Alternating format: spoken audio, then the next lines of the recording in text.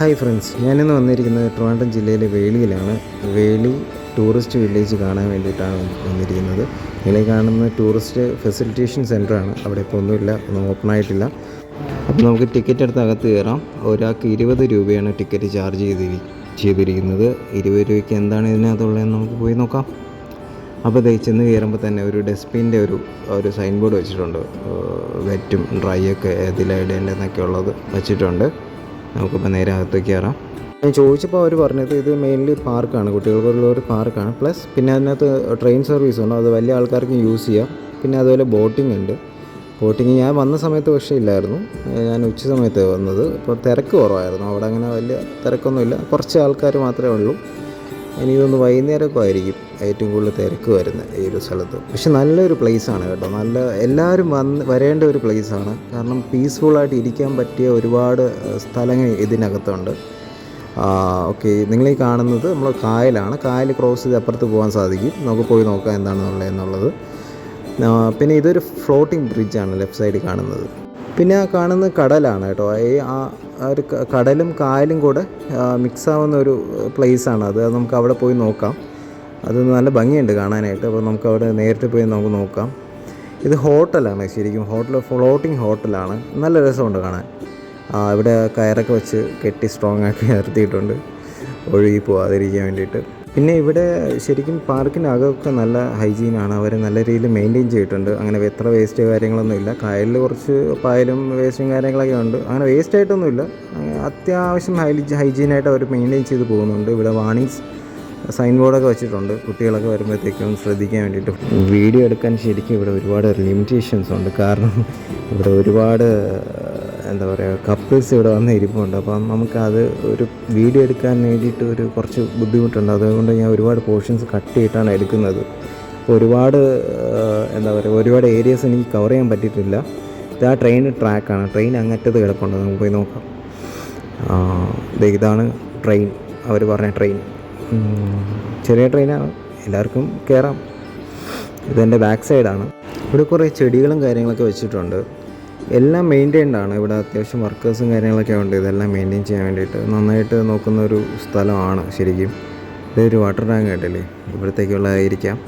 പിന്നെ ഇവിടെ ഒരു കുളമുണ്ട്, 2-3 ശംഖും കാര്യങ്ങളൊക്കെ വെച്ചിട്ടുണ്ട്. പിന്നെ ഇവിടെ ഇരിക്കാൻ ഒരുപാട് സ്പേസ് ഉണ്ട് കേട്ടോ. എടുത്തു പറയേണ്ട ഒരു കാര്യമാണ്, എവിടെ നോക്കിയാലും ഇരിക്കാൻ പറ്റുന്ന കുറേ സ്ഥലങ്ങളുണ്ട്. എന്നാലും അരയന്നങ്ങൾ ഇവിടെ നിൽപ്പുണ്ട്.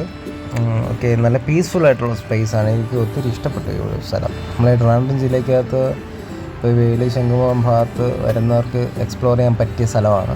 ഇത് ഇവിടെ കണ്ടില്ലേ, ഇത് ഇവിടേക്ക് ഇരുന്ന് കഴിഞ്ഞാൽ കൃത്യമായിട്ട് നമുക്ക് കായൽ നോക്കിക്കൊണ്ടിരിക്കാൻ പറ്റും. അല്ലാതെ തന്നെ ഒരുപാട് ചെയർസും കാര്യങ്ങളൊക്കെ ഇട്ടിട്ടുണ്ട്. ഇത് ട്രെയിൻ പോകുന്ന ട്രാക്കാണ്, ആ ഒരു മേൽപ്പാലം എന്ന് പറയുന്നത്. ഓക്കെ, നമ്മളിപ്പോൾ നിൽക്കുന്നത് ഫ്ലോട്ടിംഗ് ബ്രിഡ്ജിലാണ്. നമുക്ക് ഇവിടുന്ന് നടന്ന് അപ്പുറത്തേക്ക് പോകാൻ സാധിക്കും. അപ്പോൾ നമുക്കൊന്ന് അപ്പുറത്തോട്ട് പോവാം. പിന്നെ ഇവിടെ വരുമ്പോഴത്തേക്കും നമുക്ക് കാണാൻ സാധിക്കുന്നത് ഇവിടെ ഒരു ബോർഡ് വെച്ചിട്ടുണ്ട്. മറ്റേ ട്രെയിനിൻ്റെ കാര്യങ്ങളൊക്കെയാണ് അതിൻ്റെ കൂടുതൽ എഴുതി വെച്ചിട്ടുള്ളത്. ഏതാണെന്നൊക്കെയുള്ള ഡീറ്റെയിൽ ആയിട്ടുള്ള കാര്യങ്ങൾ ഇവിടെ എഴുതി വെച്ചിട്ടുണ്ട്.